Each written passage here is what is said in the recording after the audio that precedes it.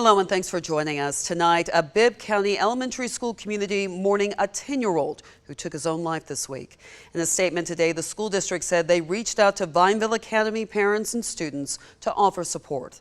Anthony Montalto joins us in studio to tell us more about their response. Well, Lori, the school had grief counselors and crisis support staff on hand today to help students process what happened. Parents may also want to help their children process too. So I spoke with a therapist at Piedmont Hospital who offered his advice. There's a lot of pain out there. Bruce Kahn is a therapist with Piedmont Macon's behavioral health team. He's been on the job about 40 years. At Piedmont, about half his career.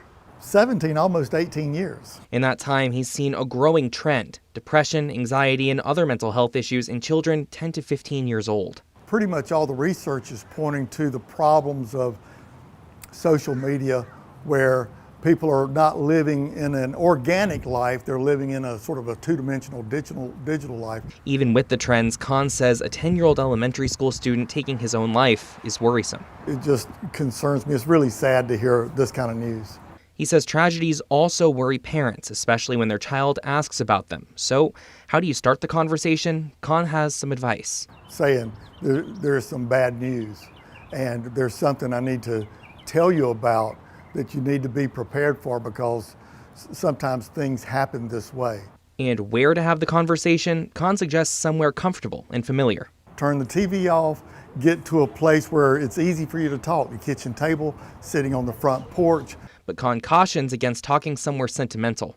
Not a meaningful place like we always sit here and play games or watch TV. Kahn says it's never too early to have the conversation either, especially if your child asks about it. Immediately, especially if the child asks a question, be as honest as possible.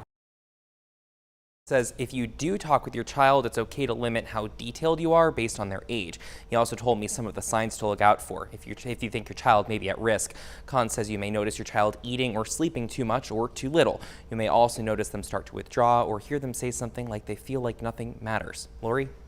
Thank you, Anthony. If you think your child is in immediate danger, you should always call 911 or the National Suicide Hotline. That's 988. For a local option, there's Macon's crisis hotline, 478-751-4484. And if you need help finding mental health treatment, like a therapist or a psychiatrist, the Substance Abuse and Mental Health Services Administration has a free online tool for option searches. We'll link that in the story on 13WMAC.com.